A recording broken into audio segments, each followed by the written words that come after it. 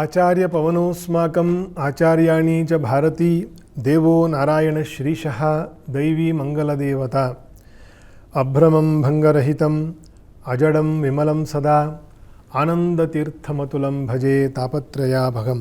ಶ್ರೀ ಗುರುಭ್ಯೋ ನಮಃ. ಸುವರ್ಣವಾಹಿನಿಯ ಎಲ್ಲ ಕನ್ನಡ ವೀಕ್ಷಕ ಬಂಧುಗಳಿಗೆ, ಕನ್ನಡ ಜನತೆಗೆ ಮಾರ್ಚ್ ಮಾಸ ಭವಿಷ್ಯಕ್ಕೆ ಸ್ವಾಗತ, ಶುಭಾಶಯಗಳು, ಶುಭಕಾಮನೆಗಳು.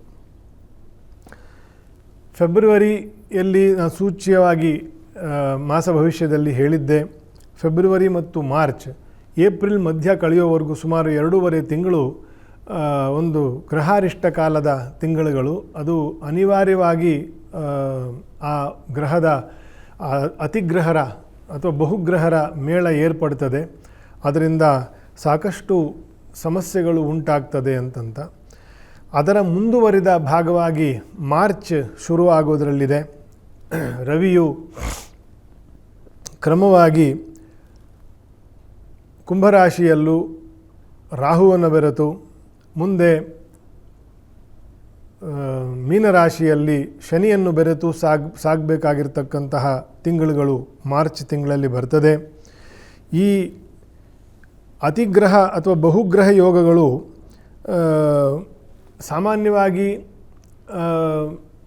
ಜನಸಾಮಾನ್ಯರ ಮೇಲೆ ವಿಷಯಕ್ಕಿಂತ ಅದು ರವಿಯ ಸಂಚಾರ ಆದ್ದರಿಂದ, ಕುಂಭ ಸ್ಥಿರ ರಾಶಿಯ ಸಂಚಾರವಾದ್ದರಿಂದ ಇದೆಲ್ಲ ಆಡಳಿತಕ್ಕೆ, ರಾಜಕೀಯಕ್ಕೆ, ರಾಜಕೀಯ ಜಿದ್ದುಗಳಿಗೆ, ಯುದ್ಧ, ಮರಣ, ಮಾರಣ, ದಬ್ಬಾಳಿಕೆ, ಈ ರೀತಿ ಒಂದು ರಾಜಸೀಯವಾಗಿರ್ತಕ್ಕಂತಹ ಕೆಲಸಗಳಿಗೆ ಅಥವಾ ಅಂತಹ ವಿಷಯಗಳಿಗೆ, ಅಂತಹ ವ್ಯಕ್ತಿಗಳಿಗೆ ಹೆಚ್ಚು ಪ್ರಭಾವ ಮಾಡ್ತಕ್ಕಂತಹ ಗ್ರಹ ಮೇಳಗಳು ಅಂತಂತ ನಾವು ಚೆನ್ನಾಗಿ ನೆನಪಿಟ್ಕೊಳ್ಬೇಕು.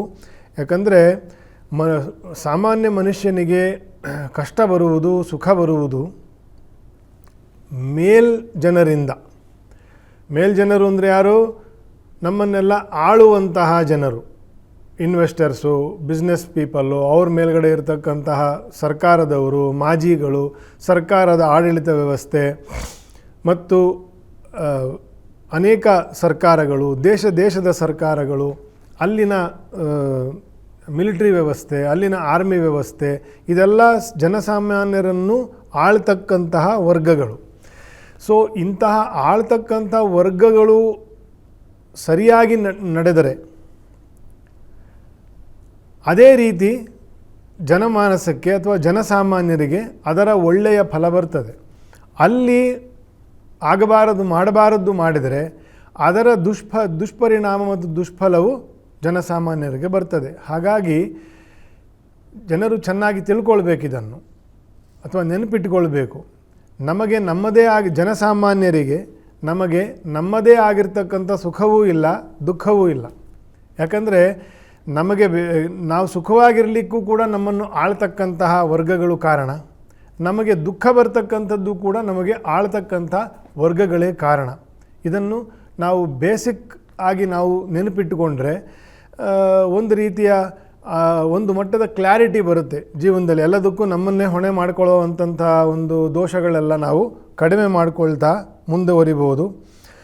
ಈ ಬಹು ಗ್ರಹದ ಯೋಗಗಳು ಕುಜನ ಹೊರತಾಗಿ ಇತ್ತು ಫೆಬ್ರವರಿಯಲ್ಲಿ. ಈಗ ಕುಜನ ಸಹಿತವಾಗಿ ಕುಂಭರಾಶಿಗೆ ಬಂದು ಎಲ್ಲೆಲ್ಲಿ ಕುಜನ ಎಂಟ್ರಿ ಆಗ್ತದೋ ಮಾರ್ಸ್, ಆಯಿತಾ, ಅಲ್ಲೆಲ್ಲ ತೀಕ್ಷ್ಣತೆ ಜಾಸ್ತಿ ಆಗುತ್ತೆ, ಅಲ್ಲೆಲ್ಲ ಬಿರುಸು ಜಾಸ್ತಿ ಆಗುತ್ತೆ.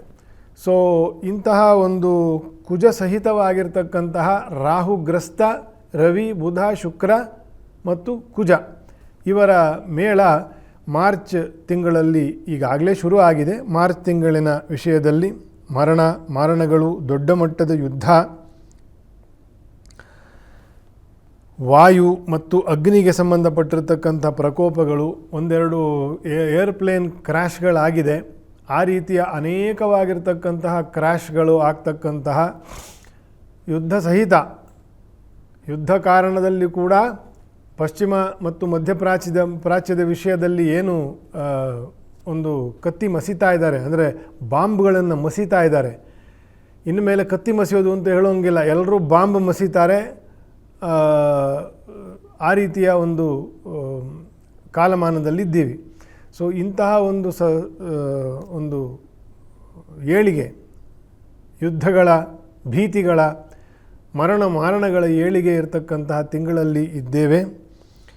ವಾಯು ಮತ್ತು ಅಗ್ನಿ ಪ್ರಕೋಪಗಳಿಂದ ಅವಘಡಗಳು ಜಾಸ್ತಿ ಆಗ್ತದೆ. ಇದರ ಮಧ್ಯ 3ನೇ ತಾರೀಕು ಮಾರ್ಚು ನಮಗೆ ಒಂದು ಚಂದ್ರಗ್ರಹಣ ಉಂಟಾಗ್ತದೆ, ಕೇತುಗ್ರಸ್ತ. ಇದು ತುಂಬ ಹೆಚ್ಚು ಕಾಲ ನಮಗೆ ಇಲ್ಲ. ಯಾವುದೇ ಅಷ್ಟೇ ದರ್ಶಗ್ರಹಣವಾಗಬೇಕು ಅಂದರೆ ಆ ಕಾಲದಲ್ಲಿ ಸೂರ್ಯನಿಗೆ ಪೂರ್ತಿ 10 ನಿಮಿಷವೋ 5 ನಿಮಿಷವೋ 8 ನಿಮಿಷವೋ 1 ಗಂಟೆಯೋ 4 ಗಂಟೆಯೋ ನಮಗೆ ದರ್ಶಗ್ರಹಣ ಆಗಬೇಕು. ಆಗ ಅದು ಪೂರ್ಣ ಆಚರಣೆ, ಪೂರ್ಣ ಗ್ರಹಣ ಇದೆ ಅಂತಂತ. ಅದು ಆಂಶಿಕ ಗ್ರಹಣವಾದರೂ ನಮಗೆ ದರ್ಶ ಆಗಬೇಕು. ಚಂದ್ರಗ್ರಹಣ ನಿಶಿಕಾಲೇಶು ಅಂದರೆ ಸಂಜೆ ಸೂರ್ಯಾಸ್ತದ ನಂತರ ಉಂಟಾಗ್ತಕ್ಕಂತಹ ಚಂದ್ರಗ್ರಹಣ ಆಗಬೇಕು. ಇದು ದರ್ಶಗ್ರಹಣ, ಚಂದ್ರಗ್ರಹಣ ಅಲ್ಲ. ಆದರೂ ಕೂಡ ಭಾರತದ ಅಕ್ಷಾಂಶ ರೇಖಾಂಶಗಳಿಗೆ ಸೂರ್ಯಾಸ್ತದ ಕೆಲವು ನಿಮಿಷಗಳು ಇದು ಗ್ರಹಣ ಬರ್ತದೆ. ಇನ್ನೂ ಚಂದ್ರ ಗೋಚರ ಆಗಿರೋದಿಲ್ಲ. ಅಂದರೆ ಸುಮಾರು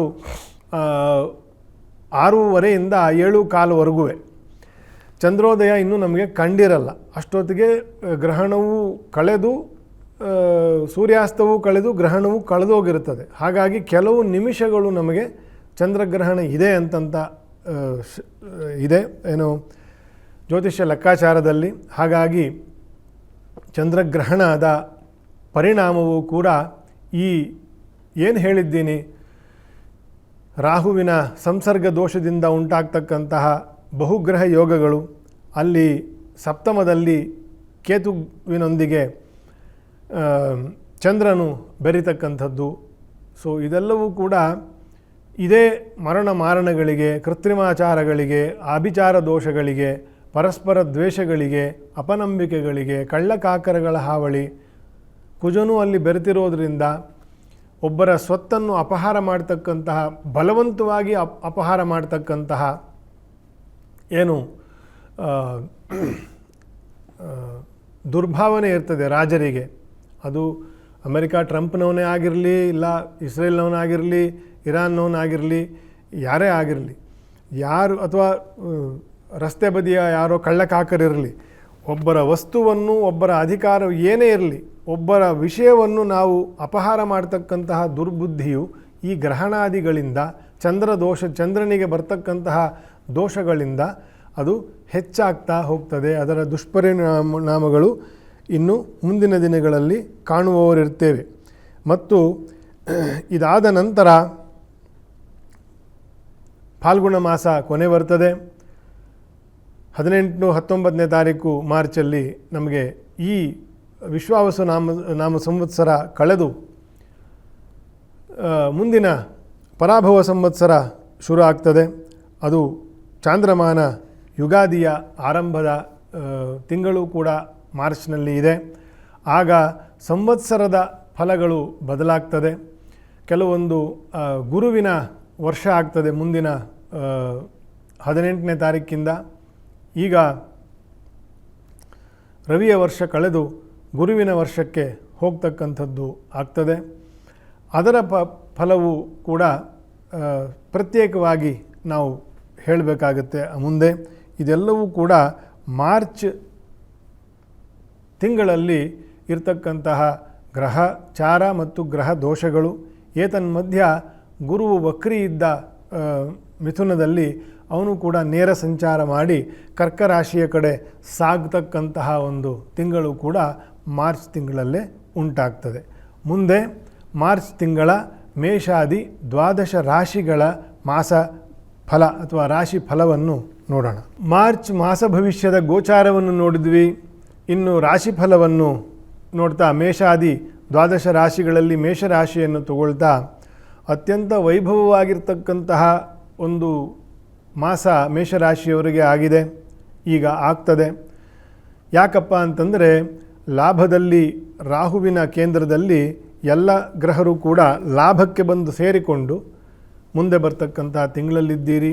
ವ್ಯಾವಹಾರಿಕ ಲಾಭ, ಕೌಟುಂಬಿಕವಾಗಿರ್ತಕ್ಕಂತಹ ಒಂದು ಏಳಿಗೆ, ಒಂದು ಕೂಡಿಕೆ, ದೂರದಲ್ಲಿ ಇರ್ತಕ್ಕಂಥವರು ಹತ್ತಿರ ಆಗ್ತಕ್ಕಂಥದ್ದು, ಕೆಲವು ಕೈಬಿಟ್ಟು ಹೋದಂತಹ ಹಿರಿಯರ ಸ್ವತ್ತುಗಳು ಅಥವಾ ದೂರ ಇರತಕ್ಕಂಥದ್ದು ಕೈ ಸೇರ್ತಕ್ಕಂಥದ್ದು, ಕೆಲವು ವ್ಯಾಜ್ಯಗಳು, ಕೋರ್ಟು ಕಚೇರಿ ಕೇಸ್ಗಳಿದೆಲ್ಲ ಸ್ವಲ್ಪ ಪರಿಹಾರದತ್ತ ಮುಖ ಮಾಡ್ತಕ್ಕಂತಹದ್ದು. ಹಲವರಿಗೆ ದೇಶ ವಿದೇಶದ ವ್ಯವಹಾರಗಳು ಅಥವಾ ಯಾತ್ರೆ ಪ್ರಯಾಣಗಳು ಇತ್ಯಾದಿಗಳು ಏರ್ಪಡ್ತದೆ. ಗುರುಬಲ ಇಲ್ಲದೆ ಹೋದರೂ, ಜನ್ಮಶನಿ ಇದ್ದರೂ ಕೂಡ ಈ ತಿಂಗಳು ಬಹಳ ವಿಶೇಷ. ಯಾಕಂದರೆ ಏಕಾದಶದಲ್ಲಿ ಎಲ್ಲ ಗ್ರಹರು ಕೂಡ, ಶುಕ್ರನು, ಬುಧನು, ಕುಜನು, ರವಿ ಎಲ್ಲರೂ ಕೂಡ ರಾಹುವಿನ ಕೇಂದ್ರವನ್ನು, ಕುಂಭ ಕೇಂದ್ರವನ್ನು ದಾಟಿಕೊಂಡು ಮುಂದೆ ಹೋಗ್ತಕ್ಕಂಥದ್ದು. ಕೆಲವು ಹಿತಕರ ಅನಿಸೋ ಅಹಿತಕರ ಜನಗಳಿರ್ತಾರೆ. ಅವರು ಸ್ವಲ್ಪ ತಲೆಗೆ ಬಿಸಿ ತಂದಿಟ್ಟಾರು ಮನೆಯಲ್ಲಿ, ಕಚೇರಿಯಲ್ಲಿ. ಸ್ವಲ್ಪ ವಿಶೇಷವಾದ ದೃಷ್ಟಿ ಅವ್ರ ಮೇಲಿರಲಿ. ಯಾರೊಂದಿಗೆ ಏನು ಮಾತು ಕೊಡ್ತಾ ಇದ್ದೀವಿ ಅಥವಾ ಏನು ಖರ್ಚು ಮಾಡ್ತಾ ಇದ್ದೀವಿ, ಏನು ಕಮಿಟ್ಮೆಂಟ್ ಇದೆ, ಇದೆಲ್ಲವನ್ನು ಕೂಡ ಸ್ವಲ್ಪ ಗಮನದಲ್ಲಿ ಇಟ್ಟುಕೊಂಡು ಮುಂದೆ ಹೋಗೋದು ಒಳ್ಳೆಯದು. ಯಾಕಂದರೆ ಲಾಭದಲ್ಲೇನೋ ಗ್ರಹರು ಹೋಗ್ತಾರೆ, ಇಲ್ಲ ಅಂತಲ್ಲ. ಆದರೆ ಒಬ್ಬರು ತಲೆ ಕಂಡರೂ ಒಬ್ಬರು ತಲೆ ಆಗಲ್ಲ. ಅಂತಹ ಏಕಾದಶದ ಗ್ರಹರ ಒಂದು ತೋರ್ತಕ್ಕಂಥ ಒಂದು ಹಿತವಾಗಿ ತೋರ್ತಕ್ಕಂಥದ್ದು, ಅದು ಅಹಿತಕರವಾಗಿ ಬದಲಾಗಬಹುದಾಗಿರ್ತಕ್ಕಂಥದ್ದು ಅಂತ ಅದಕ್ಕೆ ಹೇಳಿರೋದು. ಶ್ರೀ ಗುರು ಸೇವೆ, ಗುರುದರ್ಶನ, ಗುರುಪಾದುಕ ಅಭಿಷೇಕ, ರಾಯರ ಸೇವೆ ಇತ್ಯಾದಿ ಗುರು ಸಂಬಂಧದಲ್ಲಿ ಒಂದಷ್ಟು ಸೇವೆಗಳನ್ನು ಮಾಡಿ ಪ್ರಾರ್ಥನೆ ಮಾಡಿ. ವೃಷಭ ರಾಶಿ ವ್ಯಾವಹಾರಿಕವಾಗಿ ಬಹಳ ಬ್ಯುಸಿ ಇರತಕ್ಕಂತಹ ತಿಂಗಳಾಗ್ತದೆ. ಪ್ರಯಾಣ ಆಗುವುದು, ಪ್ರಯಾಣದಿಂದ ಅನೇಕ ಬಗೆಯ ವ್ಯಾವಹಾರಿಕವಾಗಿರ್ತಕ್ಕಂಥ ಬಿಸ್ನೆಸ್ ಜನಗಳಿಗೆ ಹೆಚ್ಚು ಅನುಕೂಲಕರ ಅಂತಂತ ಹೇಳಿರೋದು. ಹಲವರಿಗೆ ಆಲಸ್ಯವು, ಸ್ವಲ್ಪ ಅನಾರೋಗ್ಯ ಕಾಡಲಿಕ್ಕೆ ಸಾಧ್ಯತೆ ಇದೆ. ಸಂಘ ದೋಷಗಳಿಂದ ಸ್ವಲ್ಪ ಬಳಲ್ತಕ್ಕಂಥದ್ದು. ಯಾಕಂದರೆ ಕರ್ಮದ ಭಾವದಲ್ಲಿ ರಾಹುವನ್ನು ಸೇರ್ತಕ್ಕಂತಹ ಅನೇಕ ಗ್ರಹರು, ಅದು ಸ್ವಲ್ಪ ಸಂಘ ದೋಷಗಳಿಂದ ಸ್ವಲ್ಪ ಹೊಟ್ಟೆ ಕೆಡೋದು, ತಲೆಬಿಸಿ ಆಗೋದು, ಅಥವಾ ಆಯಾಸ, ಜಾಡ್ಯಾಲಸ್ಯಗಳಿಗೆ ನೂಗ್ತಕ್ಕಂಥದ್ದು, ವ್ಯಸನಗಳಿಗೆ ನೂಗ್ತಕ್ಕಂಥದ್ದು, ಈ ರೀತಿಯ ದೋಷಗಳು ವಿಶೇಷವಾಗಿ ಯುವಕರಿಗೆ ಬರಲಿಕ್ಕೆ ಸಾಧ್ಯತೆ ಇದೆ. ಸ್ವಲ್ಪ ಜಾಗ್ರತೆ ವಹಿಸಬೇಕು. ಆಮೇಲೆ ಮೂಗು ಬಿದ್ದೋದ ಮೇಲೆ ನಾವು ಬಟ್ಟೆ ಕಟ್ಟಿಕೊಂಡಂಗೆ ಆಗಬಾರ್ದು. ಮುಂಚೆನೇ ಈ ರೀತಿಯೆಲ್ಲ ಆಗಲಿಕ್ಕೆ ಉಂಟು. ಆದಷ್ಟು ಜಾಗ್ರತೆಯಿಂದ ಇರಬೇಕು. ಕೆಲವು ಕಡೆ, ಹಲವು ಕಡೆ ನಾವು ನೋಡ್ತೇವೆ, ಯಾವುದ್ಯಾವುದೋ ಹೊತ್ತಲ್ಲಿ ಗಾಡಿಯಲ್ಲಿ ಹೋಗೋದು ಯುವಕರು, ಎಲ್ಲೋ ಬೀಳೋದು, ಬ್ರಿಡ್ಜಿಂದ ಬಿದ್ದು ಬಿಡೋದು, ಡಿವೈಡರ್ಗೆ ಹೊಡೆದು ಬಿಡೋದು, 100 ಕಿಲೋಮೀಟರ್ ಸ್ಪೀಡಲ್ಲಿ ಹೋಗಿ ಗುದ್ದು ಬಿಡೋದು. ಇದೆಲ್ಲ ಆಗೋದು ಯಾವಾಗ? ನಮ್ಮಂಥವ್ರು ಕೊಡೋ ಅಂಥ ಒಂದು ಎಚ್ಚರಿಕೆ ಏನಿರ್ತದೆ, ಸೂಚನೆಗಳೇನಿರುತ್ತೆ, ಅಂತಹ ಸಂದರ್ಭಗಳು ಬರ್ತದೆ ಅಂತ ಹೇಳ್ತೇವೆ. ಅದಕ್ಕೆ ವೃಷಭ ರಾಶಿಯವರು ಆದಷ್ಟು ಫೈನಾನ್ಸು, ಮಾತು, ಸಂಘ, ಏನು ತಿಂತೀರಿ, ಏನು ಕುಡಿತೀರಿ, ಯಾರೊಂದಿಗೆ ಕುಡಿತೀರಿ, ಯಾರೊಂದಿಗೆ ತಿಂತೀರಿ, ವಿಶೇಷವಾಗಿ ಯುವಕರು, ಚಿಕ್ಕ ಮಕ್ಕಳು, 12 ವರ್ಷ 14 ವರ್ಷದ ಮಕ್ಕಳೆಲ್ಲ ಇವತ್ತು ಮಾಡೋಕ್ಕೆ ಶುರು ಮಾಡಿಬಿಟ್ಟಿದ್ದಾರೆ. ಗಮನ ವಹಿಸಬೇಕು, ಆಯಿತಾ? ವೃಷಭ ರಾಶಿಯವರು ಲಕ್ಷ್ಮೀ ನರಸಿಂಹದೇವರನ್ನು ಸ್ಮರಣೆ, ಅರ್ಚನೆ, ತುಳಸಿ ಅರ್ಚನೆ, ಅಭಿಷೇಕ ಸೇವೆ, ನಾಮಸ್ಮರಣೆ ಇದೆಲ್ಲವನ್ನು ವಿಶೇಷವಾಗಿ ಮಾಡಬೇಕು. ಮನೆಯಲ್ಲಿ ನರಸಿಂಹದೇವರ ನಾಮಸ್ಮರಣೆ ಆಗಬೇಕು. ಹರೇ ಕೃಷ್ಣ ಮಂತ್ರ ಜಪ ಆಗಬೇಕು. ಈ ಗ್ರಹಾರಿಷ್ಟಗಳೆಲ್ಲ ತನಗೆ ತಾನೇ ಕಳೆದು ಹೋಗ್ತದೆ, ದೋಷಗಳ ಸಹಿತ, ಆಯಿತಾ? ಮುಂದೆ ಮಿಥುನ ರಾಶಿ ಸ್ಥಾನ ಬದಲಾವಣೆ ಆಗ್ತಕ್ಕಂಥದ್ದು, ವಾಸ ಇರತಕ್ಕಂತಹ ಮನೆ, ಕಚೇರಿ ಇತ್ಯಾದಿಗಳ ಬದಲಾವಣೆ, ಊರು ಬದಲಾವಣೆ, ದೇಶ ಬದಲಾವಣೆ, ಈ ರೀತಿಯ ಅನೇಕ ಬದಲಾವಣೆಗಳು ತರ್ತಕ್ಕಂತಹ ಮಿಥುನ ರಾಶಿಯವರಿಗೆ ಗುರುವು ಕೂಡ ವಕ್ರಿಯಾಗಿರತಕ್ಕಂಥದ್ದು, ನೇರವಾಗ್ತಕ್ಕಂಥದ್ದು ಕಾರಣ. ಖರ್ಚು ವೆಚ್ಚಗಳು ಸ್ವಲ್ಪ ಹೆಚ್ಚಿಗೆ ಆಗ್ತದೆ. 9ನೇ ಮನೆಯಲ್ಲಿ ಬಹುಗ್ರಹ ಯೋಗಗಳು. ನಿಮ್ಮ ಜಾತಕಗಳನ್ನು ಚೆನ್ನಾಗಿ ಪರಿಶೀಲನೆ ಮಾಡಿಸ್ಕೊಳ್ಳಿ. ಕೆಲವರಿಗೆ ರಾಹುವಿನ ದಶೆ ಇದ್ದರೆ ಅದು ಸ್ವಲ್ಪ ದೋಷಕರವಾಗ್ತದೆ. ಬುಧನ ದಶೆ ಸ್ವಲ್ಪ ದೋಷಕರ ಆಗ್ತದೆ. ಕುಜ ದಶೆ ಅದು ಇನ್ನೂ ದೋಷಕರವಾಗ್ತದೆ. ಮಿಥುನ ರಾಶಿಯವರಿಗೆ ಅವರವರ ಜಾತಕದಲ್ಲಿ ಇರತಕ್ಕಂತಹ ಒಂದಷ್ಟು ಉತ್ತಮವಾಗಿರ್ತಕ್ಕಂತಹ ಫಲಗಳು ಮಾರ್ಚಿನಲ್ಲಿ ಏಳಿಗೆ ಹೊಂದುತ್ತದೆ. ಅಧಮವಾಗಿರ್ತಕ್ಕಂಥ ಫಲಗಳು ಕೂಡ ಏಳಿಗೆ 9ನೇ ಮನೆಯಲ್ಲಿ ಏನು ಕಾಣಿಸ್ತದೋ ಅದರ ಏಳಿಗೆ ಆಗ್ತದೆ ಅಂತಂತ ಒಟ್ಟಾರೆ ಭಾವ. ಕುಲದೇವರ ದರ್ಶನ, ಗುರುಗಳ ಪ್ರಾರ್ಥನೆ, ಇದನ್ನು ವಿಶೇಷವಾಗಿ ಜನರು ಮಿಥುನ ರಾಶಿಯವರು ಮಾಡಿ ಆಶೀರ್ವಾದವನ್ನು ಪಡ್ಕೊಳ್ಳಿ. ಕರ್ಕ ರಾಶಿ ಬಹಳ ಸವಾಲಿನ ತಿಂಗಳು ನಡೀತಾ ಇದೆ. ಫೆಬ್ರವರಿಯಲ್ಲೂ ಕೂಡ ಹೇಳಿದ್ದೆ, ಮಾರ್ಚ್ ಪೂರ್ತಿ ಕಳೆದು ಏಪ್ರಿಲ್ 14ನೇ ತಾರೀಕು ಕಳಿಬೇಕು. ಮೇಷರಾಶಿಗೆ ರವಿಯು ಬರೋವರೆಗೂ ಸ್ತ್ರೀಯರಿಗೆ ಬಹಳ ತೊಂದರೆ, ಸ್ತ್ರೀಯರಿಂದ ಬಹಳ ತೊಂದರೆ ಅಂತಂದರೆ ಮಾತು, ಮುನಿಸು, ಮಿಸ್ಅಂಡರ್ಸ್ಟ್ಯಾಂಡಿಂಗು, ಜಗಳ, ಕದನ, ಈ ರೀತಿಯ ದೋಷಗಳಿಗೆ ವಿಶೇಷವಾಗಿ ಆರೋಗ್ಯದ ವಿಷಯದಲ್ಲಿ, ಖರ್ಚು ವೆಚ್ಚಿನ ವಿಷಯದಲ್ಲಿ ಉಂಟಾಗ್ತದೆ. ಅದರಿಂದ ಮನೆಯ ಎಲ್ಲರಿಗೂ ಸಮಸ್ಯೆ ಆಗ್ತದೆ. ಸ್ತ್ರೀಯರೊಂದಿಗೆ ಸ್ವಲ್ಪ ತಾಳ್ಮೆಯಿಂದ, ಸ್ತ್ರೀಯರೊಂದಿಗೆ ಪುರುಷರೂ ಸಹ ಸ್ವಲ್ಪ ತಾಳ್ಮೆಯಿಂದ ಸಮಾಧಾನದಿಂದ ವ್ಯವಹರಿಸಿಕೊಂಡ್ರೆ ಈ ತಿಂಗಳು ಆಗಬಹುದಾಗಿರ್ತಕ್ಕಂಥ ಕೆಲವು ಸಮಸ್ಯೆಗಳು ಕಡಿಮೆ ಆಗ್ತದೆ. ದುರ್ಗಾ ಸೇವೆ, ದುರ್ಗಾದೇವಿಗೆ ಅರ್ಚನೆ, ದುರ್ಗಾ ನಾಮಸ್ಮರಣೆ, ಅಷ್ಟೋತ್ತರ, ಇದನ್ನೆಲ್ಲ ವಿಶೇಷವಾಗಿ ಸಂಜೆಯ ಹೊತ್ತು ಮನೆಯಲ್ಲಿ ಪಾರಾಯಣೆಯನ್ನು ಮಾಡಿ ದೀಪವನ್ನು ಇಟ್ಟು ದುರ್ಗಾದೇವಿಗೆ ದುರ್ಗಾಂ ದುರ್ಗತಿ ಹಾರಿಣೀಂ ಅಂತ ಎಲ್ಲ ಬಾಧೆಗಳನ್ನು ಶಮನ ಮಾಡ್ತಕ್ಕಂಥವಳು. ದುರ್ಗೆಯ ಆರಾಧನೆ ಕರ್ಕರಾಶಿಯವರಿಗೆ, ಮೇಷರಾಶಿಯವರಿಗೆ ಬಹಳ ವಿಶೇಷವಾಗಿರ್ತಕ್ಕಂತಹ ಫಲಿತವು ಅಂತಂತ ಜ್ಯೋತಿಷ್ಯದಲ್ಲಿ ಆರಾಧನಾ ವಿಷಯದಲ್ಲಿ ಹೇಳಲಾಗಿದೆ. ಹಾಗಾಗಿ ಕರ್ಕರಾಶಿಯವರಿಗೆ ಸ್ವಲ್ಪ ತೊಂದರೆ ತಾಪತ್ರಯ ಜಾಸ್ತಿ ಈ ತಿಂಗಳು, ಮುಂದಿನ ತಿಂಗಳು. ಅದಕ್ಕೆ ಸ್ವಲ್ಪ ಒತ್ತಿ ಹೇಳ್ತಾ ಇದ್ದೀನಿ, ದುರ್ಗಾ ಸೇವೆಯನ್ನು ಹೆಚ್ಚು ಮಾಡಿ, ಒಳ್ಳೆಯದಾಗ್ತದೆ. ಸಿಂಹರಾಶಿ ಎಲ್ಲವೂ ಸರಿ. ಏಕಾದಶದಲ್ಲಿರ್ತಕ್ಕಂಥ ಗುರುವು 9ನೇ ಮನೆಯಲ್ಲಿ ಶನಿ, ಅವನೇನು ಬಾಧಾಕಾರಕ್ಕೆ ಅಲ್ಲ. ಆದರೆ ಸಪ್ತಮದಲ್ಲಿ 7ನೇ ಮನೆ ಎಲ್ಲ ಏಳಿಗೆ ತರೋದು. ಏಳು ಅಂತಂದರೆ ಏಳು ಅಂತ, ಎದ್ದೇಳು ಅಂತ, ಏಳು ಅಂದರೆ ಎತ್ತರ ಅಂತ, ಏಳು ಅಂದರೆ ಎಲ್ಲ ಏಳಿಗೆ ಆಗ್ತಕ್ಕಂಥದ್ದು. ಅದಕ್ಕೆ ಏಳಕ್ಕೆ ಬಹಳ ಒಳ್ಳೆಯ ಪ್ರಾಶಸ್ತ್ಯ ಇದೆ ನಂಬರ್ಗೆ. ಈ 7ನೇ ನಂಬರಲ್ಲಿ ಎಲ್ಲ ಗ್ರಹರು, ರಾಹು ಆಲ್ರೆಡಿ ಇದ್ದಾನೆ. ಸೊ 7ನೇ ಮನೆಯಲ್ಲಿ ಶತ್ರುವಂತೆ ಮಿತ್ರರಂತೆ, ಶತ್ರುವು ಅಲ್ಲದೆ ಮಿತ್ರರು ಅಲ್ಲದೆ, ಈ ರೀತಿ ಅಯೋಮಯವಾಗಿರ್ತಕ್ಕಂತಹ ತಿಂಗಳಲ್ಲಿ ಇರೋದರಿಂದ ಸಿಂಹರಾಶಿಯವರಿಗೆ ಶುಭ ಕಾರ್ಯಗಳು, ದುಡ್ಡು ಕಾಸು ಪಕ್ಕ 100% ವಾಪಸ್ ಬರುವಂತಹ ನಿರೀಕ್ಷೆ ಇರುವುದು ಕೂಡ ಕೈ ತಪ್ಪು ಹೋಗ್ತಕ್ಕಂಥದ್ದು ಅಥವಾ ಪೋಸ್ಟ್ಪೋನ್ ಆಗ್ತಕ್ಕಂಥದ್ದು. ಸಂಬಂಧಗಳು ಏರ್ಪಟ್ಟಿರುತ್ತೆ, ಏನೋ ಒಂದು ಸಣ್ಣ ಪುಟ್ಟ ಗಲಾಟೆಯಿಂದ ತಪ್ಪು ಹೋಗ್ತಕ್ಕಂಥದ್ದು, ಡಿವೋರ್ಸ್ವರೆಗೂ ಹೋಗ್ತಕ್ಕಂಥದ್ದು, ಈ ರೀತಿಯ ಸಮಸ್ಯೆಗಳು ಬರಲಿಕ್ಕೆ ಸಾಧ್ಯ ಉಂಟು.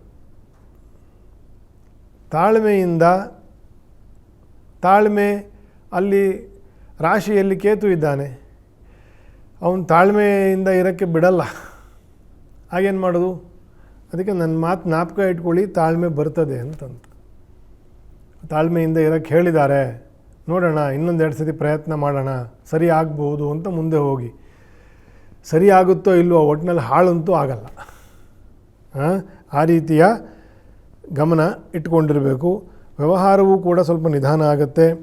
ಸೀತಾರಾಮದೇವರನ್ನು ಪೂಜಿಸಿ, ಅಲಂಕಾರ ಸೇವೆ, ತುಳಸಿ ಅರ್ಚನೆ, ಅಭಿಷೇಕ, ರಾಮನಾಮ ಸ್ಮರಣೆ, ರಾಮ ಅಷ್ಟೋತ್ತರ, ಇದೆಲ್ಲವನ್ನು ಪ್ರತಿದಿನ ಬೆಳಗ್ಗೆ ಸೂರ್ಯೋದಯದ ಕಾಲಕ್ಕೆ ವಿಶೇಷವಾಗಿ ಮನೆಯಲ್ಲೇ ಮಾಡೋದರಿಂದ ರಾಮನಾಮಧ್ಯಾನ, ರಾಮಾರ್ಚನೆ, ರಾಮನಲ್ಲಿ ಮನಸ್ಸು, ಸ್ವಲ್ಪ ಹೊತ್ತು 10 ನಿಮಿಷ 15 ನಿಮಿಷ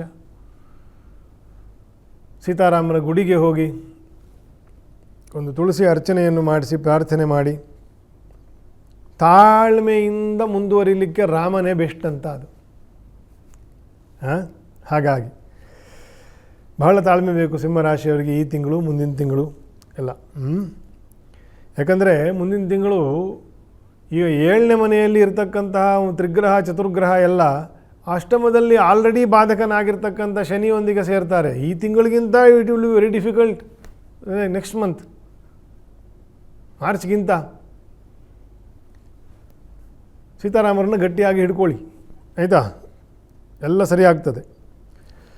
ಕನ್ಯಾ ರಾಶಿ, ಧೈರ್ಯ ಸಾಹಸ ಹೆಚ್ಚತಕ್ಕಂತಹ ತಿಂಗಳು, ಅನೇಕ ಅವಕಾಶಗಳು ಸಿಗ್ತದೆ, ಸರಿಯಾಗಿ ನೀವು ಬಳಸ್ಕೊಳ್ಬೇಕಷ್ಟೇ. ಕನ್ಯಾ ರಾಶಿಯವರು ಸ್ವಭಾವದಲ್ಲೇ ಸ್ವಲ್ಪ ಚಂಚಲ ಪ್ರವೃತ್ತಿ ಇರ್ತಕ್ಕಂಥವರು, ತಾಳ್ಮೆಯೂ ಇರ್ತದೆ. ಬುಧನು ಚೆನ್ನಾಗಿದ್ದರೆ ಅವರು ಬೇಕಾದಷ್ಟು ಒಳ್ಳೆಯ ಕೆಲಸಗಳನ್ನು, ವಿದ್ಯಾವಂತರಾಗಿ ಕೀರ್ತಿವಂತರಾಗಿ ಬದುಕ್ತಾರೆ ಕನ್ಯಾ ರಾಶಿಯವರು. ಈ ಧೈರ್ಯ ಸಾಹಸಗಳಿಗೆಲ್ಲ 3ನೇ ಮನೆಯನ್ನು 6ನೇ ಮನೆಯನ್ನು ವಿಶೇಷವಾಗಿ ನೋಡಬೇಕು. 6ನೇ ಮನೆಯಲ್ಲಿ ಶತ್ರುಗ್ರಹ ಯಾರೂ ಇಲ್ಲ. ಶನಿಯು ಕನ್ಯಾ ರಾಶಿಗೆ ಬಾಧಕನಲ್ಲ. ಶನಿಯ ದೃಷ್ಟಿ ಉಂಟು, ಆದರೆ ಅವನು ಬಾಧಕನಲ್ಲ. ಹಾಗಾಗಿ 6ನೇ ಮನೆಯಲ್ಲಿ ಅನೇಕ ಗ್ರಹರು ಸೇರುವುದರಿಂದ ಅನೇಕ ಬಗೆಯ, ನಾನಾ ಜನರಿಗೆ ನಾನಾ ಬಗೆಯ ಸಾಹಸ ಧೈರ್ಯಗಳು ಉಂಟಾಗ್ತದೆ. ಇಟ್ ಕ್ಯಾನ್ ಬಿ ಟ್ರೆಕ್ ಮಾಡೋದು, ಬೆಟ್ಟ ಹತ್ತೋದು, ಬಂಡೆ ಸೀಳೋದು, ಯುದ್ಧದಲ್ಲಿ ಕಾದಾಡುವುದು, ಅಥವಾ ಯಾವುದೋ ದೊಡ್ಡ ಕಷ್ಟ ಇರತಕ್ಕಂತಹ ಕೆಲಸವನ್ನು ಮಾಡ್ತಕ್ಕಂತಹ ಒಂದು ಧೈರ್ಯ ಬರೋದು. ಸೊ ಈ ರೀತಿಯ ಅನೇಕ ಸಾಹಸ ಧೈರ್ಯಗಳಿಗೆ ಸಂಬಂಧಪಟ್ಟಿರ್ತಕ್ಕಂತಹ ಕೆಲಸ ಕಾರ್ಯಗಳಲ್ಲಿ ನಿಮಗೆ ಏಳಿಗೆ, ಒಂದು ಹೊಸ ಲೀನಿಯೇಜ್, ಒಂದು ಲೆವರೇಜ್ ಎರಡೂ ಸಿಗ್ತದೆ, ಆಯಿತಾ. ಕನ್ಯಾ ರಾಶಿಯವರಿಗೆ ನರಸಿಂಹದೇವರು ವಿಶೇಷವಾಗಿರ್ತಕ್ಕಂತಹ ಸಾಮರ್ಥ್ಯಕ್ಕೆ ವರಾಹದೇವರು ನರಸಿಂಹದೇವರನ್ನು ಆರಾಧನೆ ಮಾಡಬೇಕು ಅಂತಂತ.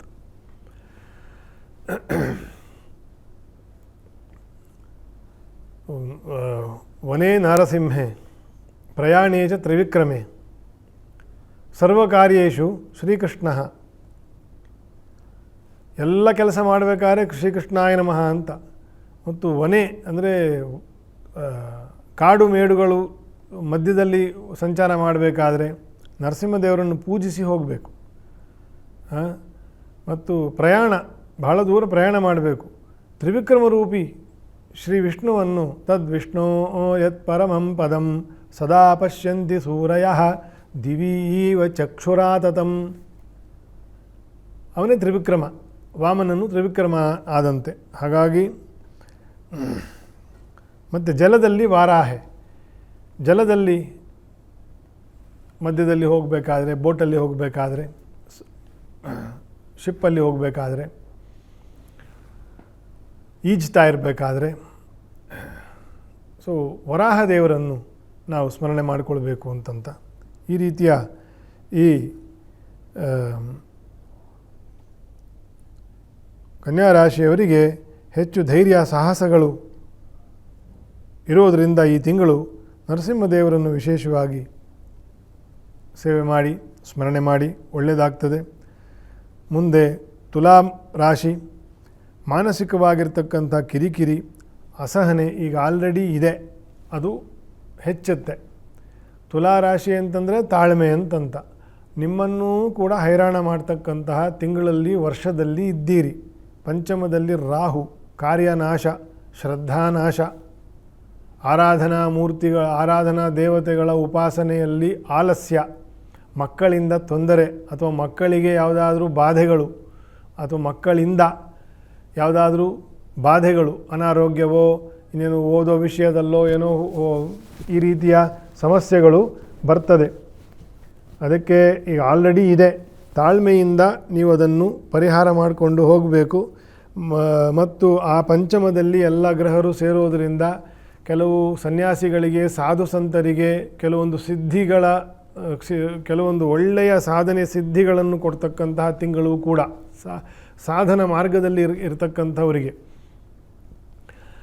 ಇನ್ನು ಹಲವರಿಗೆ, ಸಂಸಾರಿಗಳಿಗೆ, ಬರೀ ಕರ್ಮಿಗಳಿಗೆ ಸಾಕಷ್ಟು ಸಂಕಷ್ಟಗಳ ತಿಂಗಳಾಗ್ತದೆ. ನೀವು ಕೂಡ ನವಗ್ರಹ ಶಾಂತಿ ಸಹಿತ ನರಸಿಂಹದೇವರ ಆರಾಧನೆಯನ್ನು ಮಾಡಿಕೊಂಡ್ರೆ ಬಹಳ ಒಳ್ಳೆಯದು. ಒಂದಷ್ಟು ಗ್ರಹ ದೋಷದಿಂದ ರಕ್ಷಣೆಯು ಸಿಕ್ಕಿ ಮುಂದೆ ಒಳ್ಳೆ ದಾರಿ ಆಗ್ತದೆ. ವೃಶ್ಚಿಕ ರಾಶಿ, ಹಲವಾರು ಸಮಸ್ಯೆಗಳು, 1-2 ಬಿಡಿಸಿದರೆ ಇನ್ನೂ 10 ಸಮಸ್ಯೆಗಳು ಸೃಷ್ಟಿಯಾಗ್ತದೆ ವೃಶ್ಚಿಕ ರಾಶಿಯವರಿಗೆ. ಸಾಮಾನ್ಯ ಜನರಿಗೆ ಯಾವುದೋ ಒಂದು ಸಮಸ್ಯೆ ಇರ್ತದೆ, ದುಡ್ಡೋ ಕಾಸೋ, ಒಂದು ಸ್ವಲ್ಪ ಅನಾರೋಗ್ಯನೋ, ಮಂಡಿ ನೋವೋ, ಅಥವಾ ಯಾರೋ ಏನು ದುಡ್ಡು ಕೊಟ್ಟಿಲ್ವೋ, ಬ್ಯಾಂಕ್ ಲೋನ್ ರಿಲೀಸ್ ಆಗಿಲ್ವೋ, ಈ ಥರದ್ದು ಯಾವುದೋ 1-2 ಸಮಸ್ಯೆಗಳು. ಆದರೆ ಅಷ್ಟಲ್ಲ, ಅದು ಬಹಳ ಗಟ್ಟಿ ರಾಶಿ. ಆಡಳಿತ ವರ್ಗಕ್ಕೆ, ರಾಜಕೀಯದವರಿಗೆ, ಅಧಿಕಾರದಲ್ಲಿರ್ತಕ್ಕಂಥವ್ರಿಗೆ, ಮಾಜಿಗಳಿಗೆ, ಫೈನಾನ್ಸ್ ಸೆಕ್ಟರಲ್ಲಿರೋರಿಗೆ, ದೊಡ್ಡ ದೊಡ್ಡ ಸ್ಥಾನದಲ್ಲಿರೋರಿಗೆ, ಈ ವೃಶ್ಚಿಕ ರಾಶಿಯವರಿಗೆಲ್ಲ ಹಲವಾರು ಸಮಸ್ಯೆಗಳು ಎದುರಾಗ್ತದೆ ಈ ತಿಂಗಳು. ಚತುರ್ಥದಲ್ಲಿ ರಾಹು, ಪಂಚಮದಲ್ಲಿ ಶನಿ. ಚತುರ್ಥ ರಾಹುವಿಗಿಂತ ಪಂಚಮ ಶನಿಯ ಬಾಧೆ ಆಲ್ರೆಡಿ ಉಂಟು, ಗುರುವಿನ ಬಲ ಇಲ್ಲ. ಚತುರ್ಥದಲ್ಲಿ ಹಲವು ಗ್ರಹರು ಈ ರಾಹುವನ್ನು, ಕೇಂದ್ರವನ್ನು ದಾಟಿ ಮುಂದೆ ಹೋಗಬೇಕು. ನಾನಾ ಬಗೆಯ ತೊಂದರೆಗಳಿಗೆ ಕಾರಣವಾಗ್ತದೆ.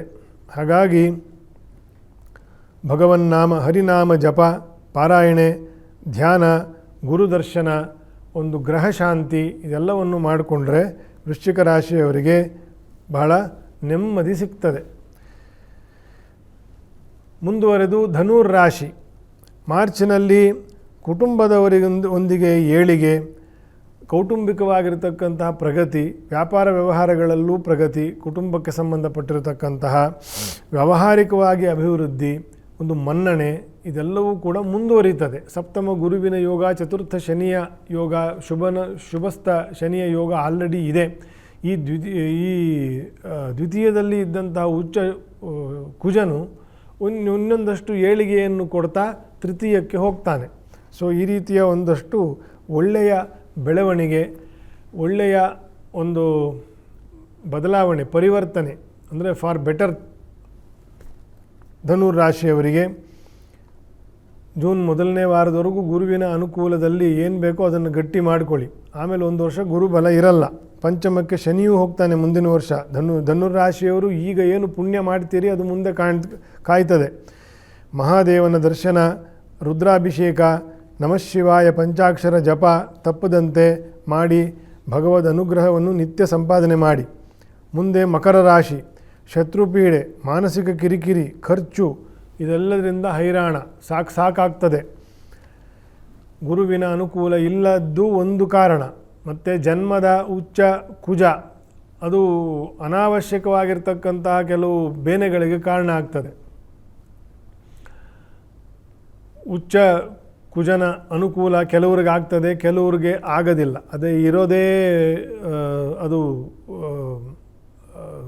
ಚೆನ್ನಾಗಿ ಕುಜನು ಅನುಕೂಲಕರವಾಗಿ ಜಾತಕದಲ್ಲಿ ಇದ್ದರೆ ಒಳ್ಳೆಯದಾಗ್ತದೆ. ಕುಜನು ಕೆಟ್ಟಿದ್ದರೆ ಉಚ್ಚ ಕುಜ ಅಂಥ ನೆಮ್ಮದಿಯನ್ನು ಕೊಡೋದಿಲ್ಲ. ಮತ್ತು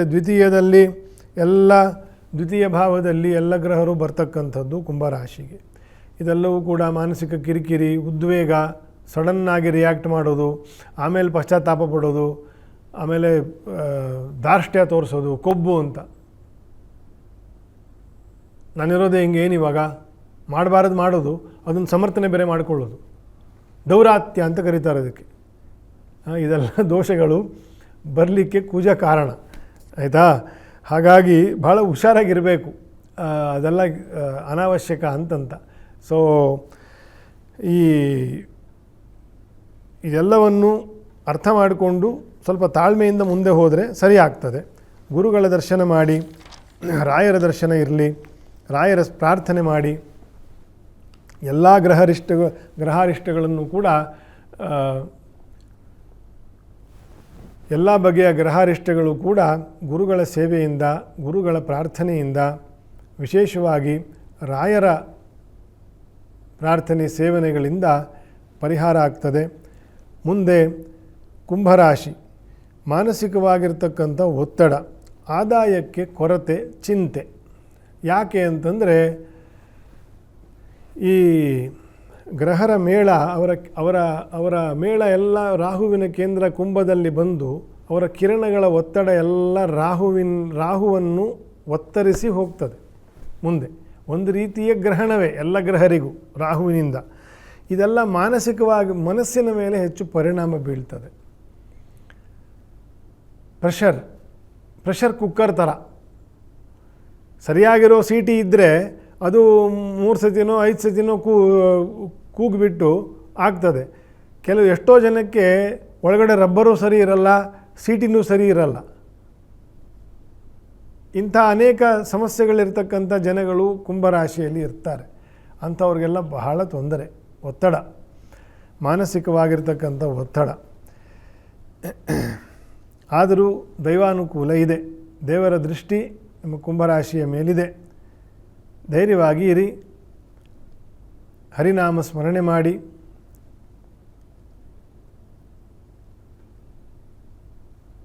ರವಿಚಂದ್ರ ಬುಧ ನೀನೆ, ರಾಹುಕೇತುವು ನೀನೆ, ಕವಿಗುರುವು ಶನಿಯು ಮಂಗಳನು ನೀನೆ, ದಿವರಾತ್ರಿಯೂ ನೀನೆ, ನವವಿಧಾನವು ನೀನೆ, ಭವರೋಗ ಹರ ನೀನೆ, ಭೇಷಜನು ನೀನೆ, ಸಕಲ ಗ್ರಹ ಬಲ ನೀನೆ, ಸರಸಿಜಾಕ್ಷ ಶ್ರೀ ಪುರಂದರ ವಿಠ್ಠಲ ಅಂತಂತ. ಹಾಗಾಗಿ ಕಾರ್ಯಕ್ರಮದ ಉದ್ದೇಶ ಗ್ರಹ ಗೋಚಾರದ ಸೂಚನೆಗಳನ್ನು ಹೇಳುವುದೇ ಹೊರತುವೆ ಮುಖ್ಯವಾದ ಉದ್ದೇಶ ಅದಲ್ಲ. ಮುಖ್ಯವಾದ ಉದ್ದೇಶ ಈ ಮನಸ್ಸನ್ನು, ಈ ಆಲೋಚನೆಯನ್ನು ಭಗವನ್ ನಾಮದಲ್ಲಿ, ಭಗವಂತನ ಸೇವೆಯಲ್ಲಿ, ಗುರುಗಳ ನಾಮದಲ್ಲಿ, ಗುರುಗಳ ಸೇವೆಯಲ್ಲಿ ಕಿಂಚಿತ್ ನೆಲೆಸಬೇಕು ಜನರ ಮನಸ್ಸು. ಕಾರ್ಯಕ್ರಮದ ಉದ್ದೇಶ ಅದು. ಜ್ಯೋತಿಷ್ಯ ಅಂತಕ್ಕಂಥದ್ದು ಅದಕ್ಕೆ ಮೀಡಿಯಮ್, ನಾವೆಲ್ಲರೂ ಪ್ರೇಕ್ಷಕರು ಅಷ್ಟೇ. ಹಾಗಾಗಿ ಕುಂಭರಾಶಿಯವರು ವಿಶೇಷವಾಗಿ ದೇವತಾ ಜಪಗಳನ್ನು ಮಾಡಿ,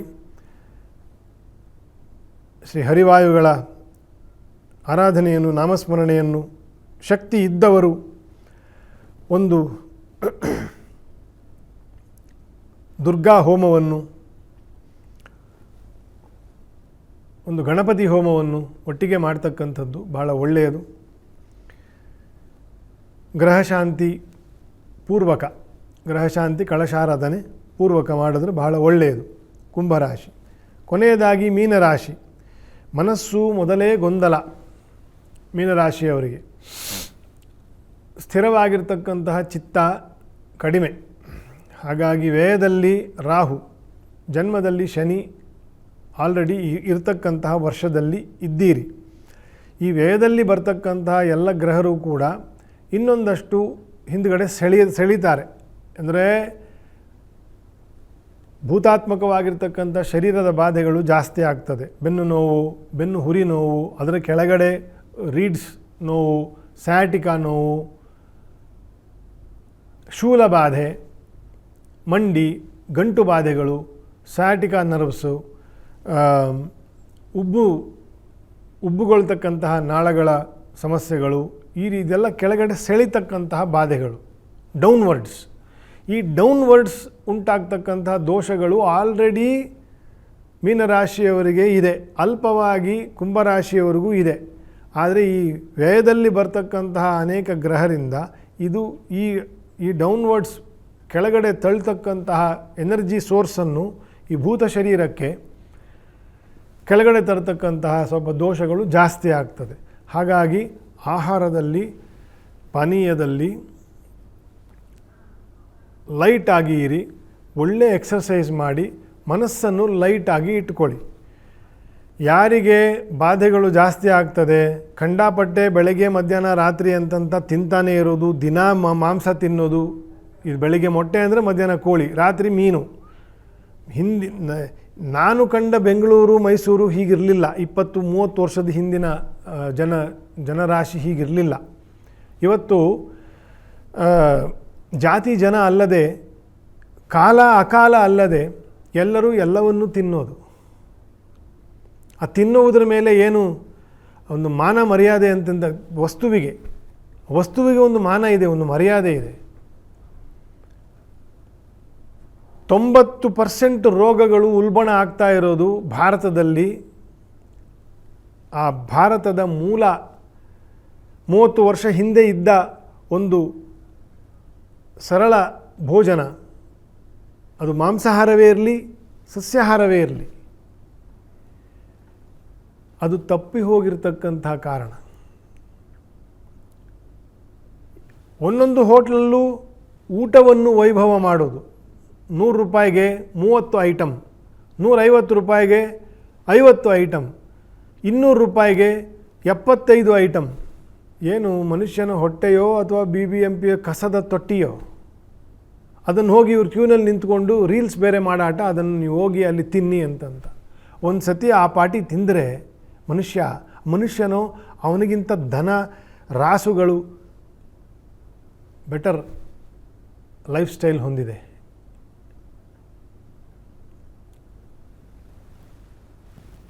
ಮೀನರಾಶಿಯವರಿಗೆ ಅಂತ ಹೇಳಿದ್ದಲ್ಲ ವಿಷಯ, ಅವರನ್ನು ನಿಮಿತ್ತವಾಗಿ ಇಟ್ಟುಕೊಂಡು ಎಲ್ರಿಗೂ ಹೇಳ್ತಾ ಇರ್ತಕ್ಕಂಥದ್ದು, ತಿನ್ನುವುದರ ಮೇಲೆ ಯಾರಿಗೆ ಕಂಟ್ರೋಲ್ ಇರಲ್ಲ.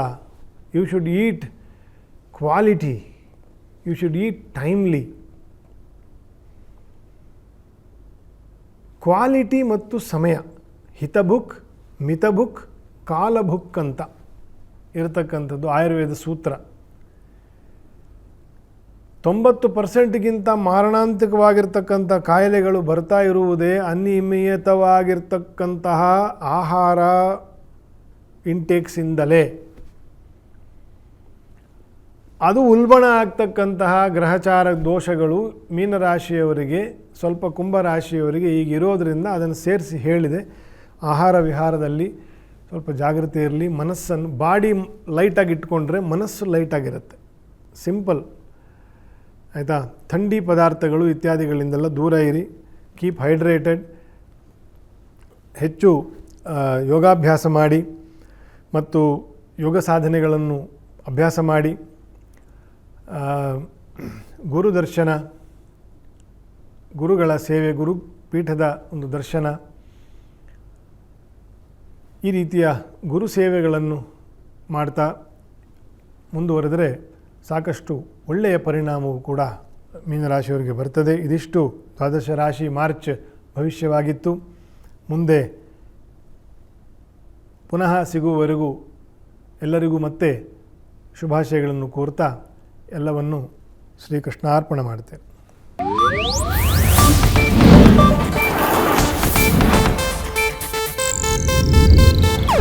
ಇದು ಏಷ್ಯಾನೆಟ್ ನ್ಯೂಸ್ ನೆಟ್ವರ್ಕ್ ಪ್ರಸ್ತುತಿ.